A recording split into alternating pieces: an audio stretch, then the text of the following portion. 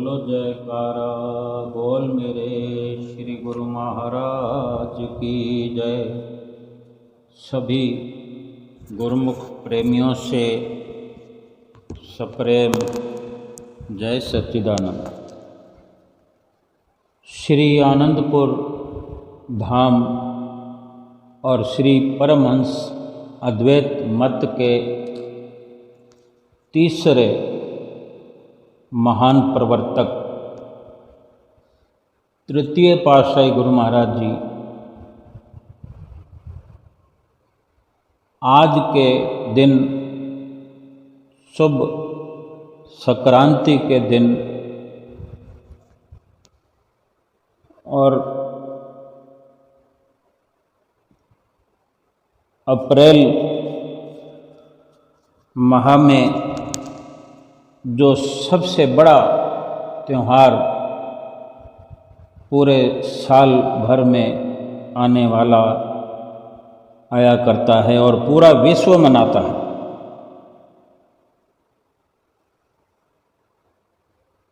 प्रेम के भंडार भक्ति परमार्थ के सूर्य मानव जगत के भाग्य निर्माता जन समाज को सरस तथा प्रफुल्लित बनाने वाले संत स्वरूप में प्रकट हुए श्री श्री 108 श्री स्वामी वैराग्य आनंद जी महाराज, आप जी का शुभ नाम प्रसिद्ध हुआ। आप उत्तर पश्चिम सीमा प्रांत के लकी मरवत जिला बन्नू के एक उच्च विख्यात कथूरिया कुल में वैसाखी के शुभ दिन अवतरित हुए। 1898 सन में उस दिन संक्रांति भी थी, वैसाखी भी थी। 13 अप्रैल के दिन और बहुत ही शुभ मुहूर्त में अवतरित हुए। आपके पिताजी श्री बेलाराम जी कहलाए। बेलाराम जी को पूजनीय बेलाराम जी को आपके पिता कहलाने का सौभाग्य प्राप्त हुआ। माता जी ने आपको प्राप्त करके एक अलौकिक आनंद का अनुभव किया कि ये अलौकिक ज्योत सारे संसार में दिव्य आलोक भरने आई थी। ये किसी एक विशेष के लिए या किसी एक कार्य के लिए प्रकट हुए हों महापुरुष, ऐसा नहीं है। ये कोई सारे संसार में भक्ति और परमार्थ का, रूहानियत का झंडा लहराने के लिए इस संसार में आए और बहुत छोटी उम्र में ही, जैसे कि बचपन में हर कोई खेल कूद में अपने समय को व्यतीत करता है, लेकिन आप बहुत छोटी उम्र में ही, खेल कूद की उम्र में ही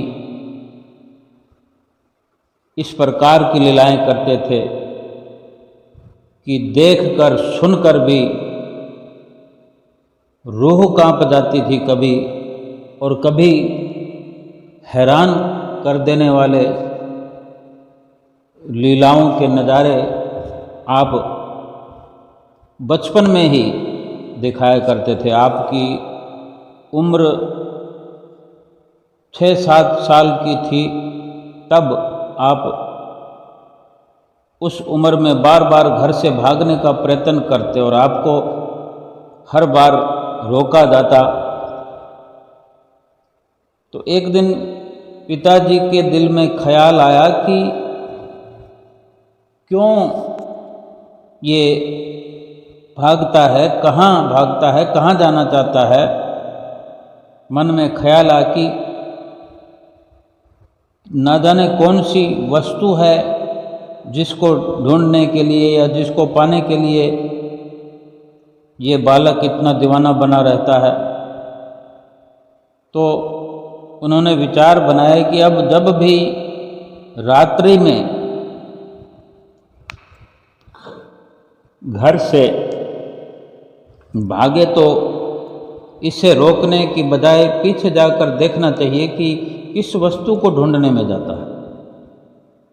क्योंकि आप कभी जैसे पूछते कभी कभी पिताजी कि रात्रि के समय घर से भागकर दूर रेत के टीलों की ओर जाने का जो प्रयत्न करते थे, तो आपकी फूफी जी व पिताजी आपको बलपूर्वक पकड़कर कहते कि इस समय कोई ऐसा खेल है जो बाकी बचा हो।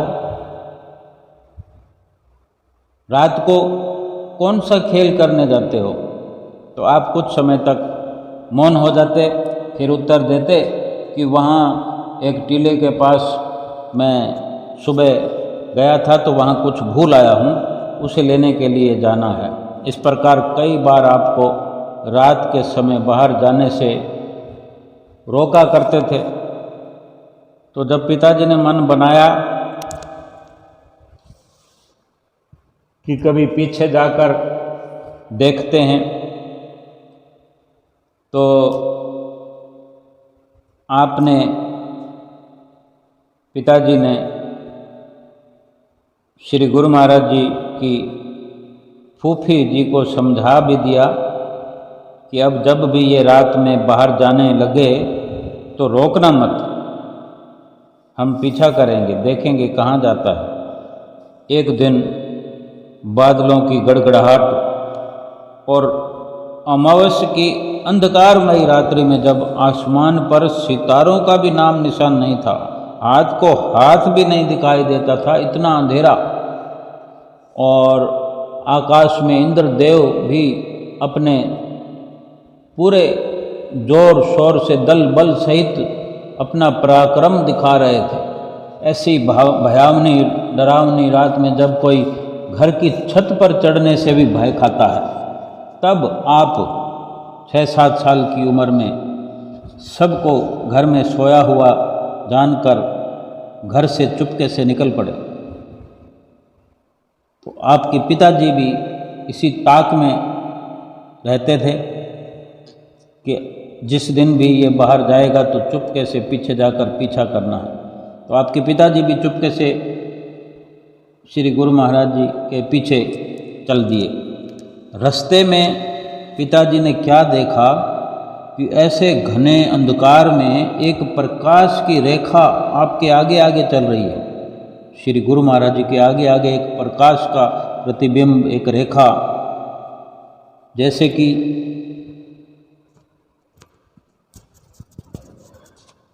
अंधेरे में रास्ता दिखा रही हो वो प्रकाश की रेखा,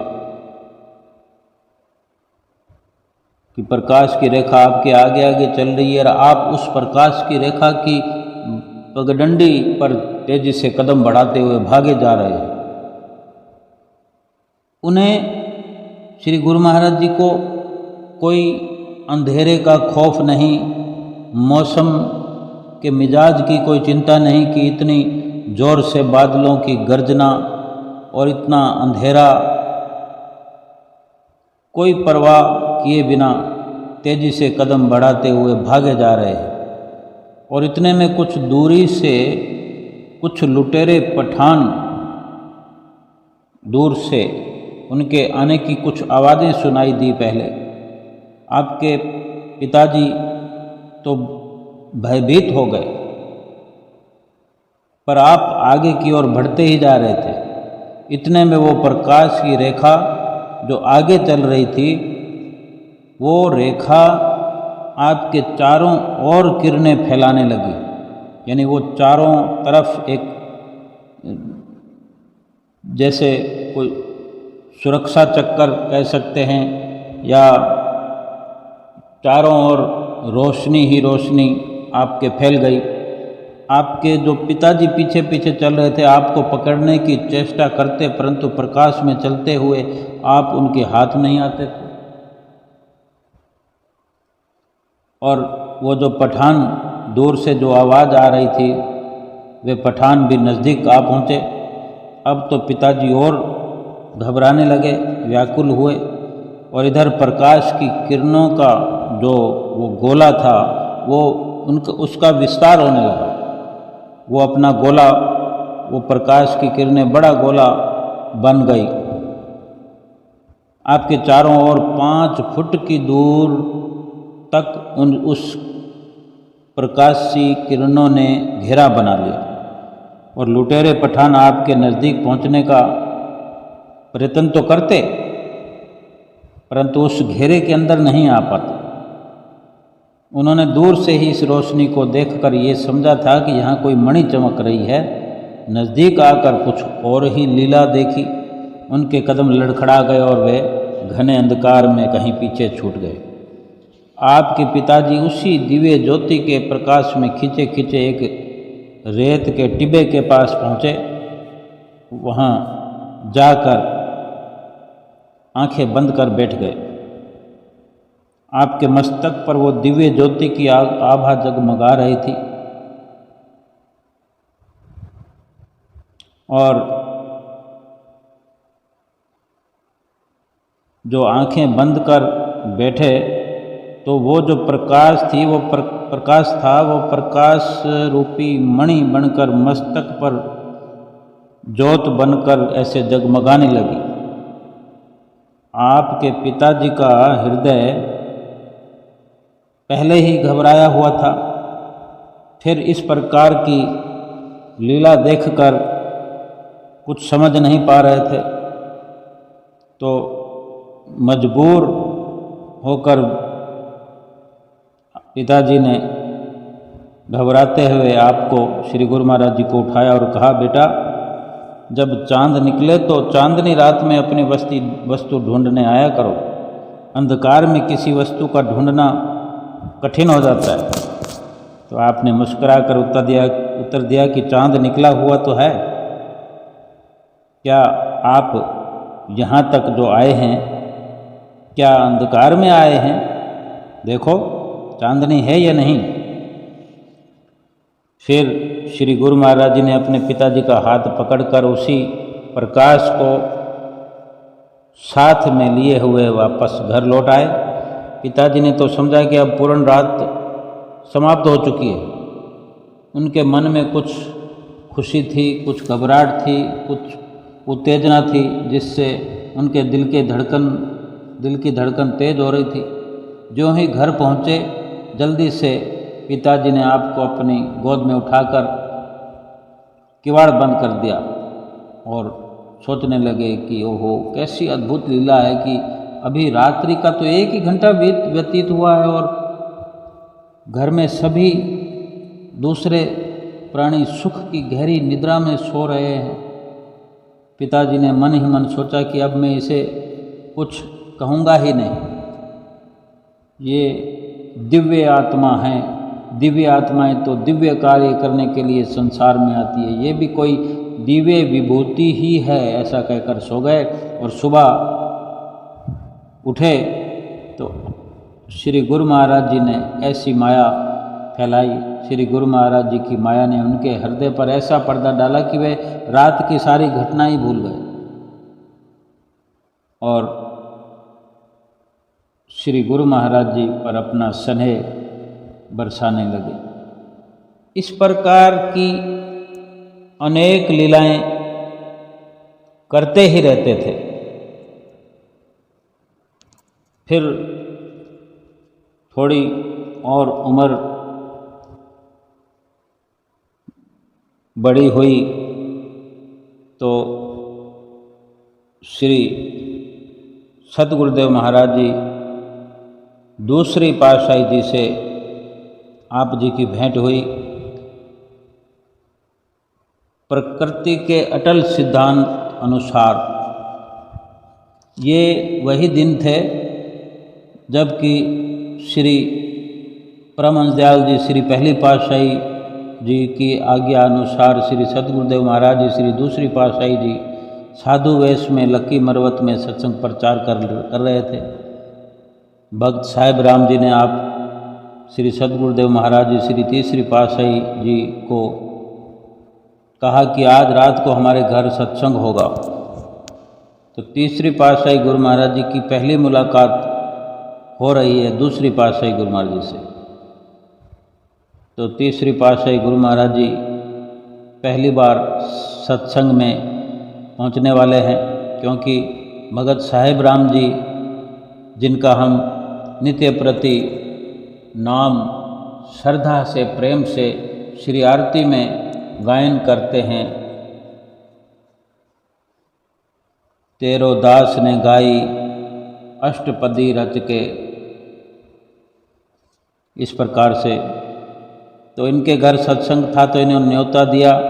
तो आप भी तीसरी पातशाही गुरु महाराज जी प्रसन्नतापूर्वक रात्रि के समय भगत जी के घर पहुँचे। अब महान आत्माओं का आपस में पुराना संबंध हुआ करता है। श्री सतगुरुदेव महाराज जी दूसरी पातशाही जी उस समय सत्संग कर रहे थे, जबकि आप भगत साहेब राम जी के घर गए। श्री सतगुरुदेव महाराज जी ने दिव्य दृष्टि से परमार्थिक कार्य करने वाले अपने शिष्य को पहचान लिया। आपने भी, श्री तीसरी पातशाही गुरु महाराज जी ने भी आंतरिक आनंद के दाता पूर्ण सतगुरु को प्राप्त कर लिया। यही वांछित संयोग कुदरत ने बना दिया। श्री सतगुरुदेव महाराज जी ने परमार्थिक कार्य करने वाले बहुमूल्य रत्न को पाकर हार्दिक स्नेह प्रदर्शित किया। इधर आपने भी अपने सच्चे सतगुरु से मिलकर उनके श्री चरणों में अगाध प्रेम का संबंध जोड़कर अपने चिरकाल की प्यासी आत्मा को तृप्त किया। पुरातन रीति के अनुसार आपने अनन्य शिष्य बनकर श्री सतगुरुदेव महाराज जी से रूहानी धन नाम की बख्शिश प्राप्त की। जैसा कि श्री अनाथ दास जी अपने वचनों में फरमाते हैं, गुरु शिष्य के संबंध में सूरदर्श आदर्श ज्यों होत अगन अघोत, तैसे गुरु प्रसाद से अनुभव निर्मल होत। कि जिस प्रकार आतिशी शीशे पर सूर्य की किरणें पड़ने से उसमें आग पैदा करने की ताकत आ जाती है, इसी प्रकार ही गुरु की कृपा से शिष्य का अनुभव निर्मल हो जाता है। अर्थात गुरुदेव सूर्य हैं तो शिष्य आतिशी शीशा बनकर गुरुदेव से आत्मिक शक्ति रूपी धन पाकर शक्तिशाली बन जाता है। जिसको भी गुरु नाम मिलता है, नाम की बख्शिश मिलती है, उस नाम के धन को पाकर आंतरिक तौर पर हर गुरुमुख शक्तिशाली बन जाता है। ऐसा केवल पूर्ण शिष्य अर्थात गुरुदेव जी की प्रसन्नता प्राप्त करने वाला शिष्य ही कर सकता है।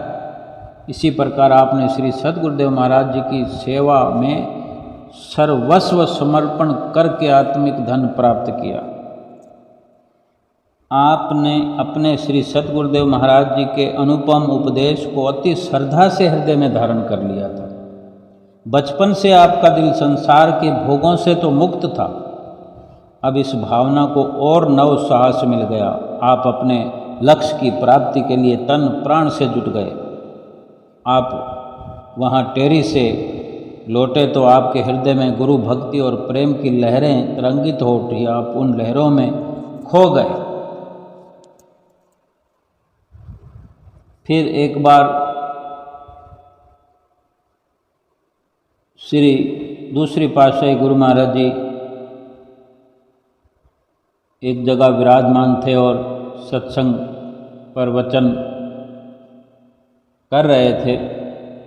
तो आप तीसरी पातशाही गुरु महाराज जी वहाँ पहुँचे। जब श्री दर्शन किए और वहाँ पहुँचे तो श्री दूसरी पातशाही गुरु महाराज जी सत्संग के दौरान ये दोहा उच्चारण कर रहे थे, भक्ति गेंद चौगान की भावे कोई ले जाए, कहे कबीर कछु भेद नहीं, कहा रंक कहा राय, कि संसार के मैदान में ईश्वर ने भक्ति रूपी गेंद को उछाल दिया है, डाल दिया है। जैसे खिलाड़ी गेंद के साथ खेलते हैं, उनमें जो निपुण खिलाड़ी होता है, कलाकार होता है, चौगान की गेंद को वही पकड़ता है, प्रयास करता है और अपने पाड़े में करता है। साधारण जो खिलाड़ी होते हैं वो कहीं पीछे रह जाते हैं। ऐसे ही भक्ति की गेंद भी जो सयाना चतुर गुरमुख होता है वही ले सकता है, वही पकड़ सकता है, वही अपने पाड़े में, अपने हिस्से में कर सकता है भक्ति रूपी गेंद को। लेकिन परमात्मा ने किसी के लिए खास ये भक्ति की गेंद नहीं, संसार में भक्ति पैदा नहीं की है। भक्ति कोई भी अपने हिस्से में कर सकता है।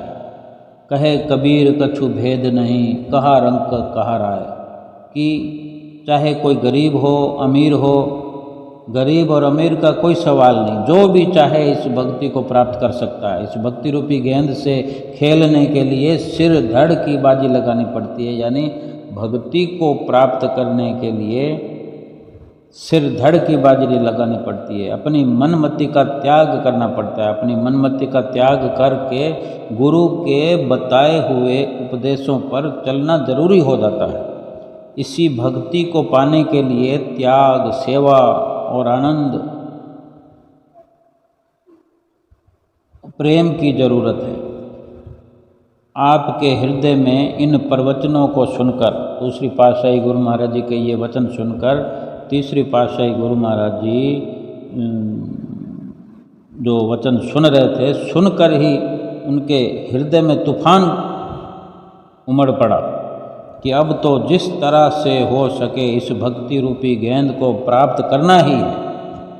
आपने जल्दी ही अपने आप को शरणागत होने के लिए विनय की श्री गुरु महाराज जी के चरणों में, और जल्दी थोड़े समय में ये ऐसी विनती की। और पिताजी को भी पहले ही आपने शुभ प्रेरणा देकर साधु बना दिया था विनती करके, क्योंकि आप जी की उम्र से पिताजी की उम्र ऐसी थी कि पहले उनको साधु बनवा दिया विनती करके। और घर की जो संपत्ति, जायदाद, सुख ऐश्वर्य के जितने भी सामान थे, आपके पिताजी आपको सौंप कर निश्चिंत होकर भक्ति के मधुर अमृत का पान पहले ही करने लगे। और श्री गुरु महाराज जी तीसरी पातशाही जी के हृदय में भी इस सारी संपत्ति को श्री दरबार की सेवा में लगाने की पहले से ही भारी उमंग थी। श्री सद्गुरुदेव महाराज जी श्री दूसरी पातशाही जी निज मुख से कई बार ये वचन फरमाते थे कि आपने अपने पिताजी को साधु बनने के लिए इसी कारण ही जोर दिया कि ताकि घर की सारी संपत्ति आप श्री गुरु सेवा में लगा सको, श्री गुरु सेवा में सफलता प्राप्त कर सको।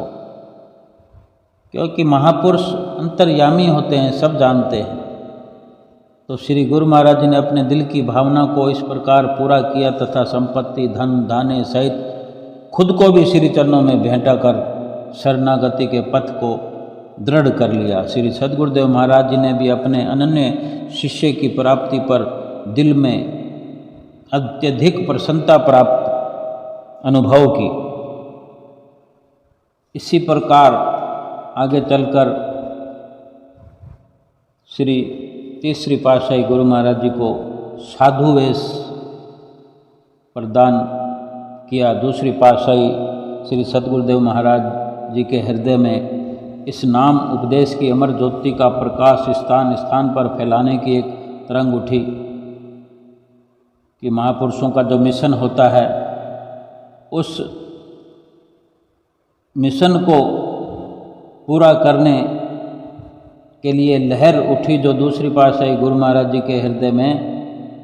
इस लहर ने 1920 में लक्की मरवत में साकार रूप धारण किया। श्री सद्गुरुदेव महाराज जी ने कुछ अधिकारी गुरुमुखों को साधु वेश देकर लक्की मरवत में एक साधु मंडली तैयार की। उनमें से कुछ महात्मा जनों को सत्संग उपदेश कार्य के लिए अलग अलग स्थानों पर भेजा। साथ में ये आज्ञा भी दी कि सद्गुरु के नाम पर सत्संग उपदेश देकर अधिकारी आत्माओं को परमार्थ लाभ कराओ। उन्हीं दिनों में लकी मरवत में ही सन 1920 में तीसरी पातशाही गुरु महाराज जी को भी साधु वेश प्रदान कर श्री सतगुरुदेव महाराज जी श्री दूसरी पातशाही जी ने आपका शुभ नाम श्री स्वामी वैराग्यानंद जी रखा। आपके हृदय में प्रेम का सागर हिलोरें लेने लगा। श्री सतगुरुदेव महाराज जी ने आपको भी सत्संग उपदेश की सेवा फरमाई। साथ में ये वचन फरमाए कि आप फोर्ट संडेमन बलूचिस्तान तथा सिंध को चिताने के लिए जाओ, वहाँ पर अपने ही नाम पर सत्संग उपदेश दो। कुछ लोग इस विषय पर आपत्ति करेंगे, लेकिन आप उनकी ओर जरा भी ध्यान न देना। आपको श्री सतगुरुदेव महाराज जी का जो वियोग था, विछोड़ा था, वो मंजूर नहीं था, लेकिन श्री गुरु महाराज जी की प्रसन्नता और मौज को प्राप्त करने के लिए आपने श्री आज्ञा को शीश पर धारण करके वही किया जो श्री आज्ञा मिली। और श्री आज्ञा थी कि अपने नाम पर परमार्थ लाभ कराओ। इतनी जल्दी इतना ऊंचा पद मिल जाने पर भी आपके हृदय में अपने पद का ख्याल भी नहीं आया। इसी प्रकार आगे चलकर श्री आनंदपुर धाम के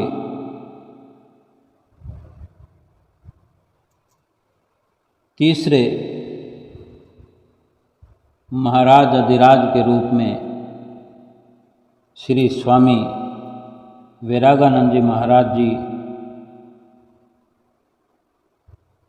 3 जुलाई 1936 ईस्वी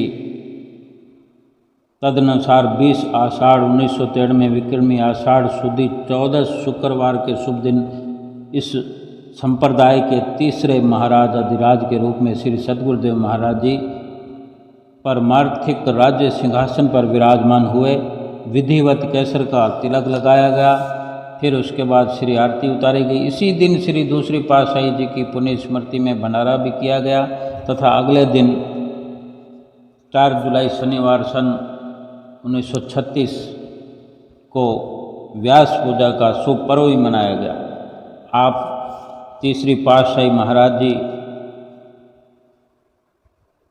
परमार्थ पथ पर सिंहासन रूढ़ होते ही, सिंहासन पर विराजमान होते ही आकुल हृदयों ने शांति की सांस ली और फिर 2 महीने 24 दिन प्रेमी गुरुमुख शोक सागर में डूबे रहे। प्रेमियों के हृदय एक तो श्री सतगुरुदेव महाराज जी श्री दूसरी पातशाही की याद में व्याकुल थे, दूसरा उन्हें कोई आगे आश्रय ना दिखाई देने से वे मझधार में कोले खा रहे थे। और अब आश्रय पाकर उनके हृदय में एक आशा की नई किरण जो जगी, धीरज भर गया। श्री सतगुरुदेव महाराज जी श्री तीसरी पातशाही जी ने भी ये अवधि कुछ समय की वहीं जहाँ दूसरी पातशाही गुरु महाराज जी ने अपनी समाधि के लिए वचन फरमाए, तीसरी पातशाही गुरु महाराज जी भी वहीं नंगली साहब में ही ये समय व्यतीत किया और स्वयं श्री सतगुरु प्रेम में सदा आकुल रहते, जिससे कोई भी इस रहस्य को समझ नहीं सका।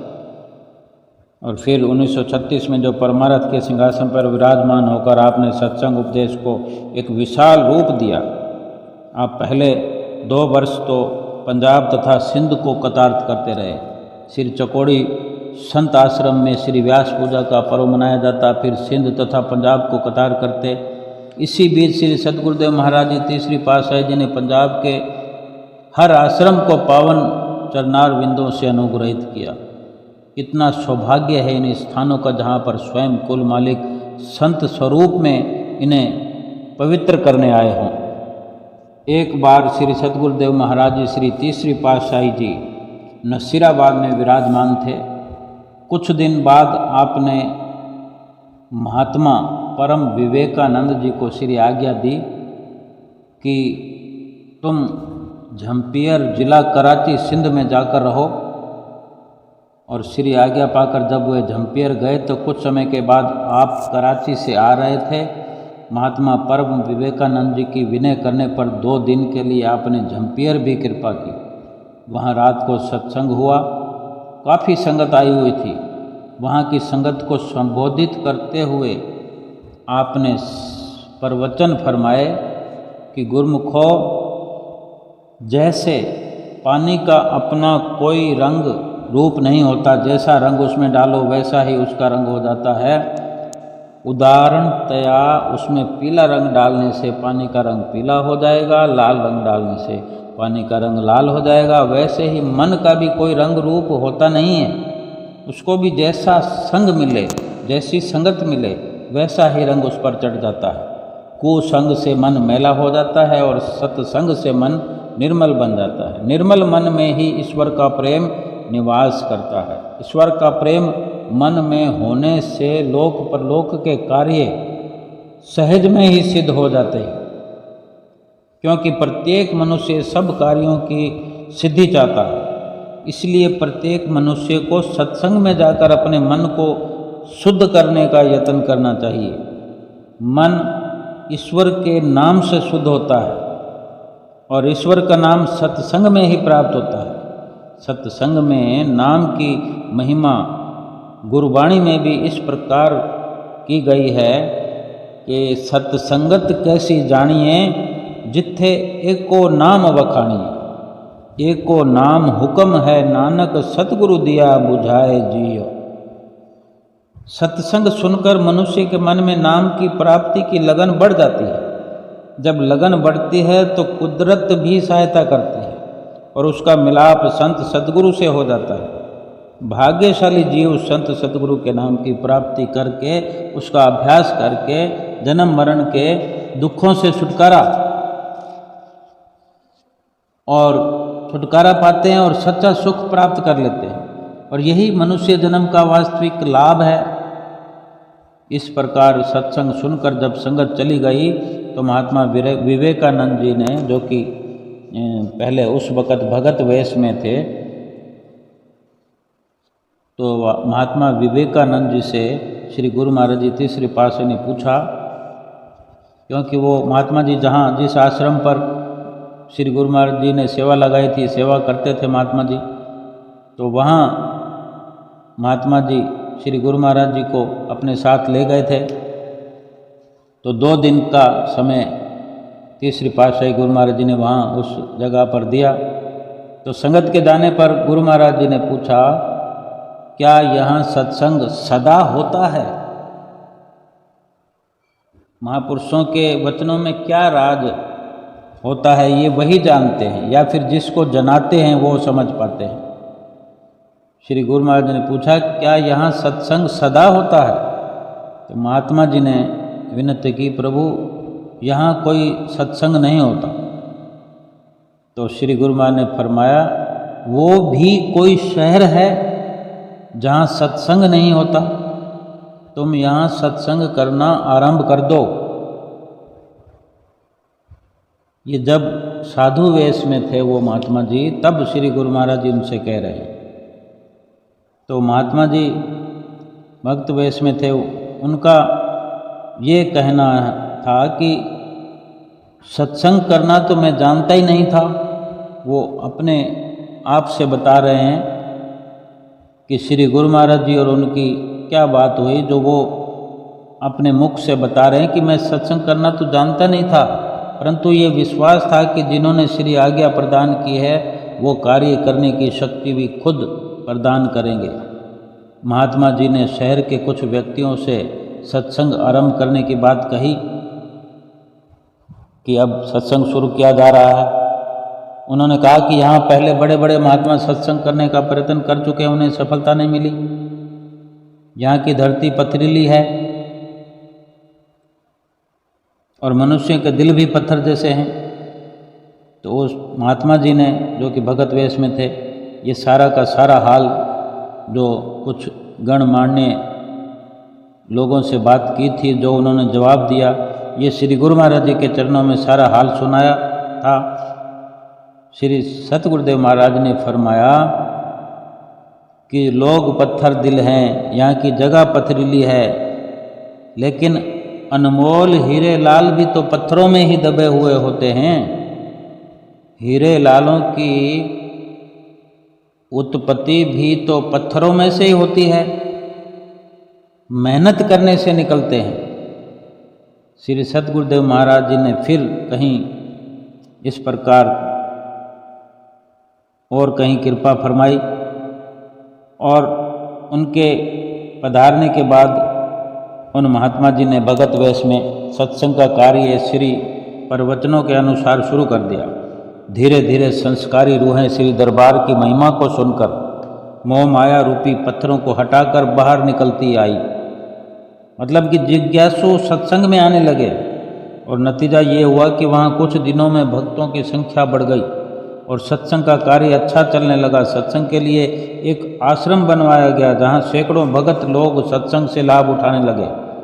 झम्पियर शहर के लोग कहने लगे कि जो काम पहले किसी से ना हो सका वो कार्य श्री सतगुरुदेव महाराज जी के केवल इशारे से हो गया।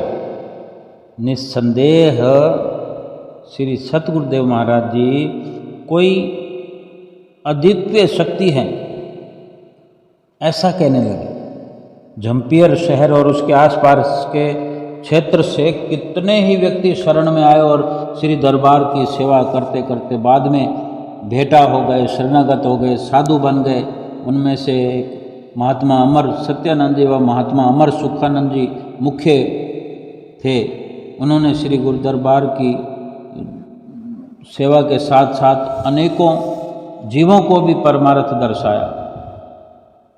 श्री सतगुरुदेव महाराज जी त्रिकालदर्शी थे, तीसरी पातशाही गुरु महाराज जी, जिन्होंने आरंभ में ही ये फरमा दिया कि मेहनत करने से पहाड़ों में से पत्थरों में से अनमोल रतन निकल आते हैं। वे अपनी संस्कारी रूहों को स्वयं जानते थे, उनको सब मालूम था कि कौन कहाँ रहता है, इसीलिए इस प्रकार वचन फरमाए और इसलिए अपने साथ उन्हें मिलाने का कोई ना कोई कारण बना दिया। झम्पियर में सत्संग का कार्य आरंभ कराने का उनका यही तात्पर्य था। महापुरुषों की महिमा का पार कोई नहीं पा सकता। और फिर आगे चलकर श्री आनंदपुर में स्थायी मौज निवास करने की उठी और इधर श्री आनंदपुर प्रेम की प्यास को आकुलता से व्यक्त कर रहा था, उधर सिंध अपने प्रेम पास में श्री सतगुरु महाराज जी को जकड़े हुए था, पकड़े हुए था। सन 1939 में आपने दीपावली का पर्व सिंध में मनाया। ये सिंध की अंतिम दीपावली थी। इधर श्री आनंदपुर में कृपा पत्र भेजा कि हम दीपावली के बाद श्री आनंदपुर आएंगे। श्री आनंदपुर निवासी व श्री आनंदपुर का कण कण प्रसन्नता में झूम उठा। जब और जिस समय संत महापुरुष जहाँ भी चरण रखें वही समय पर्व से भी बढ़कर होता है, क्योंकि महापुरुष फरमाते हैं कि संत दिवाली नित करें सत्यलोक के माही और मते हैं काल के एवं धूल उड़ाही। और इसी प्रकार सन 1940 में श्री गुरु पूजा का प्रथम पर्व यहाँ मनाया गया। सीमा प्रांत पंजाब, सिंध, उत्तर प्रदेश आदि स्थानों से संगतें आई। आपने त्योहार के शुभ दिन ये प्रवचन फरमाए आनंदपुर में 1940 की व्यास पूजा पर। बहुत जन्म बिछड़े थे माधो, ये जन्म तुम्हारे लेखे। ये शब्द उच्चारण किए, अर्थ भी समझाया कि तुम्हारे अनेकों जन्म संसार में काल और माया की भेंट हुए हैं। जहाँ इतने जन्म व्यर्थ गंवा दिए, वहाँ ये एक जन्म ही संत महापुरुषों की सेवा व संगत में लगाकर देखो तो सही। ये हमारे लिए आज भी इशारा है कि हमने अनेकों जन्म काल और माया की ही तो भेंट चढ़ा दिए हैं, और ये भी जन्म बहुत कुछ हिस्सा काल और माया की भेंट चढ़ गया है। क्या इशारा हमें मिलता है इन वचनों से कम ये अब हम ये विचार करें कि जो समय हमारे हाथ में है इसको तो कम से कम संत महापुरुषों की सेवा व संगत में लगाया ही जा सकता है। इतने जन्म लगा चुके हैं, इस जन्म का भी बहुत बड़ा हिस्सा लगा चुके हैं काल और माया की सेवा में, संसार की सेवा में, यानी झूठ के पीछे भाग भाग कर जो बचा हुआ समय है वो तो लगा ही सकते हैं हम। ए तन विष की बेल रे गुरु अमृत की खान, शीश दिए जो गुरु मिले तो भी सस्ता जान। क्यों लगाना है संतों महापुरुषों की सेवा में? संत महापुरुष अमृत की खान है, और ये शरीर जो है ये जहर की बेल है। अगर इस शरीर को इस जहरीले जहर से भरा हुआ है, काल और माया से भरा हुआ है, दुखों कष्टों से भरा हुआ है, इसके अंदर अंधकार ही अंधकार है, अगर इस शरीर को संतों महापुरुषों की सेवा में लगाने से, यानी सिर धड़ की बाजी लगाने से भी अगर संतों महापुरुषों की संगत मिलती है, गुरु की शरण मिलती है, गुरु जो कि अमृत के तुल्य है, ऐसी बख्शिश मिलती है तो बहुत सस्ता है। और यदि माया में शांति होती तो संत महापुरुष आपको कुछ भी नहीं कहते, यदि थोड़ा बहुत नुकसान होता तो भी ना कहते। लेकिन ये जन्म जन्मांतरों का धोखा है, करोड़ों जन्मों के पुण्यों से इस मनुष्य जन्म का ये संयोग मिला है। ऐसे श्री गुरु महाराज जी ने वचन फरमाए इतनी, और ये भी फरमाया कि भक्ति प्रभाव मिटी सकल धर्मदास की पीर, कोट जन्म के पुण्य से सतगुरु मिले कबीर। फरमाया कि हम आपको धन माया माल परिवार से अलग नहीं करते, किंतु इनके मोह से छुड़ाते हैं, क्योंकि ये सब संबंध जो हैं, मोह जो है ये दुखदाई है, और भक्ति शांति व आनंद के भंडार इसके बदले में आपको हम देना चाहते हैं। जिन्होंने माया का सब भार सतगुरु को अर्पित कर दिया है, सतगुरु उनके जिम्मेवार बनते हैं, जिम्मेवार बन गए हैं। किसी भी प्राणी से जिसके पास माया अधिक हो पूछ लीजिए क्या वो सुखी है? माया से ना किसी को सुख मिला है ना मिलेगा। अब आप लोग माया चाहते हैं या भक्ति? तो सब ने भक्ति की मांग प्रकट की, जितने भी सत्संग सुनने वाले गुरुमुख प्रेमी थे, और आपने फरमाया कि जो भक्ति चाहता है उसे सत्पुरुषों के आदेश अनुसार चलना होगा। यदि आप सभी भक्ति के ग्राहक हैं, ऐसी सच्ची भावना पर सत्पुरुषों को प्रसन्नता होती है। इसी प्रकार गुरुमुखों को मन माया के धोखे में नहीं आना चाहिए। हमारे महापुरुषों ने श्री आनंदपुर धाम दरबार की रचना करके हम गुरुमुखों के लिए एक बहुत बड़ा उपकार हम पर किया है। हमें आज इस शुभ दिन ये मन के अंदर धारणा बनाकर कि जो समय बचा हुआ है वो अधिक से अधिक सफल प्रयास करते हुए संतों महापुरुषों की वाणियों पर अमल करना है। उन्होंने इतनी हमारे लिए कुर्बानियाँ की हैं, तो हम अपने लिए तो कुर्बानी कर ही सकते हैं। घर में रहें, परिवार में रहें, संसार में सब कुछ करते हुए कम से कम उनके बताए मार्ग पर चल सकते हैं, उनके बताए नियमों का पालन कर सकते हैं, भली भांति कर सकते हैं, जिसका कितना बड़ा लाभ है। सुख मिलता है, सच्चा सुकून मिलता है, 84 लाख योनियों से छुटकारा मिलता है। इससे बड़ी कोई संपदा नहीं हो सकती, इससे बड़ा कोई लाभ नहीं हो सकता। हमारे तृतीय पातशाही गुरु महाराज जी इस दुनिया में आकर के धराधाम पर अवतरित होकर जितना भी समय उन्होंने श्री आनंदपुर धाम के लिए लगाया, हर पल गुरुमुख प्रेमियों को सच्चे लाभ से, सच्ची भक्ति से माला माल किया। और आज भी हुजूर श्री गुरु महाराज जी छठी पातशाही के रूप में हम सब के सन्मुख विराजमान हैं और सबको सुंदर दर्शनों से कृतार्थ कर रहे हैं। आज के शुभ जन्म दिवस की श्री तीसरी पातशाही गुरु महाराज जी के सब गुरुमुख प्रेमियों को लाखों लाख बधाई हो। बोलो जयकारा बोल मेरे श्री गुरु महाराज की जय।